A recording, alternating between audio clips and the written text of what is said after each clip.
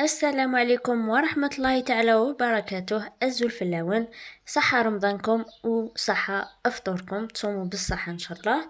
العروسات تاع اليوم اللي هي قلب اللوز ولا الشامية. العروسات هذه اللي راح نعطيها لكم يعني راح تجيكم أحسن من المحلات. راح تولوا تديروها غير في الدار، احنا ما نشروهاش نخدموها غير في الدار. وصفة اقتصادية وسهلة وسريعة التحضير.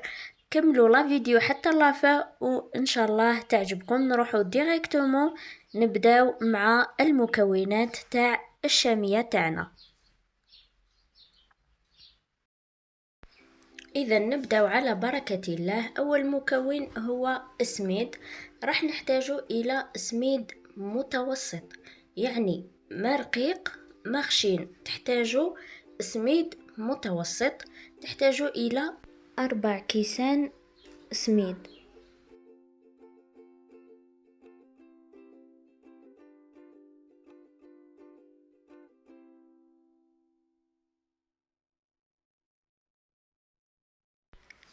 ثاني مكون اللي هو السكر، نحتاجو الى 2 كيسان سكر.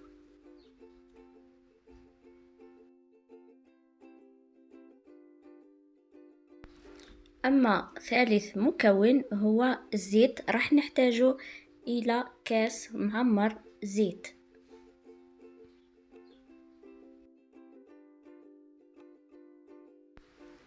ونزيدو عليهم في النهاية كاس مزهر. بلا ما ننساو الملح، ديرو غير شوية هكا، غير قرصة ملح. ونخلطو الكل حتى نتحصلو على عجينة متجانسة.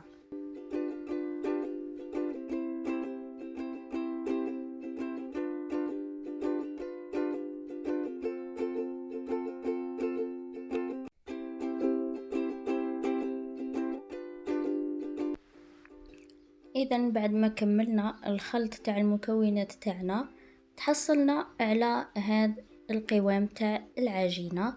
نخلوها كيما هكا. احنا من الاحسن تخلوها تبات يعني، ولا تخلطوها صباح وطيبوها العشية. اذا بعد ما تكملوا كيما هكا ديروها في كيس بلاستيكي، غطوها بيان بيان، خلوها حتى للوقت اللي تخدموها فيه. هنا وجدناها صباح وطيبناها العشية. اذا هنا بعد ما خليناها ترتاح، نحكمو البلا تاعنا تاع الشامية. نقسمو لاباط على 3. اذا الجزء الاول ها هو، احنا درناها محشية يعني بالكاوكاو. الطبقة الاولى درناها عادية، ما درنا فيها والو كما هكا.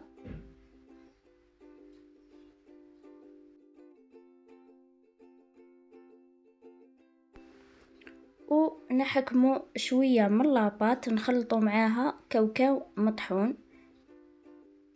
لا بغيتو ديرو الكاوكاو يعني تنجمو ديروها على طبقة واحدة، يعني بلا حشو كيما هكا. نديرو هذاك الحشو في الوسط هكا، ومن بعد نزيدو طبقة اخرى تاني تاع عجينة، ونبسطوهم قاع في المول تاعنا.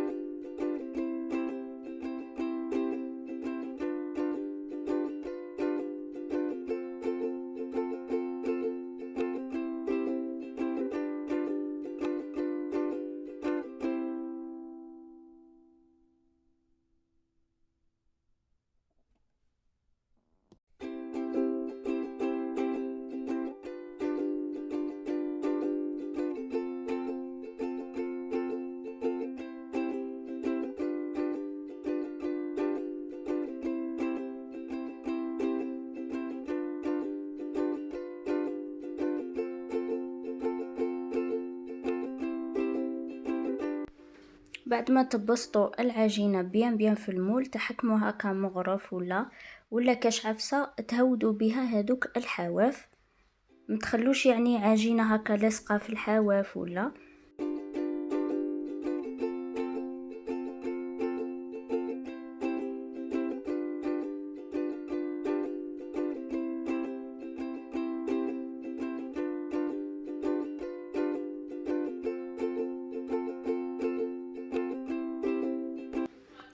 من بعد نجو الى مرحلة التقطيع. تقطعوا الشامية تاعكم الشكل اللي تبغوه نتوما.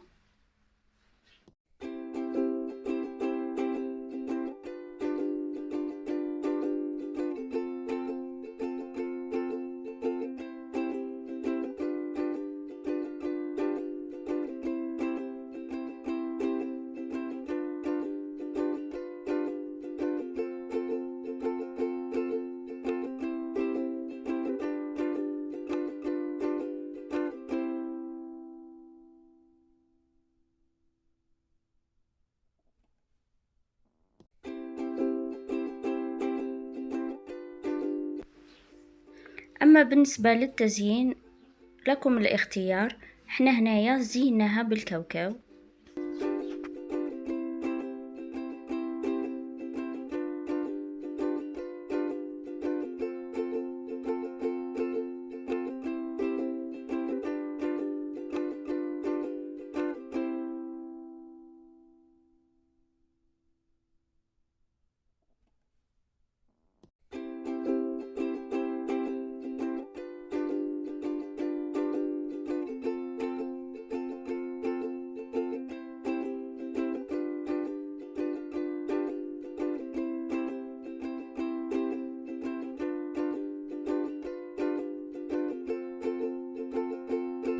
بعد ما كملنا التزيين الى الفرن ديريكتومون على درجة حرارة 220.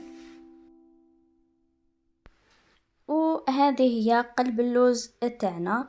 هنا كي تخرجوها من الفرن لازم يكون الشربات واجد ويكون بارد، والقلب اللوز تاعنا ولا الشامية تكون حامية غير كيما خرجناها من الفرن.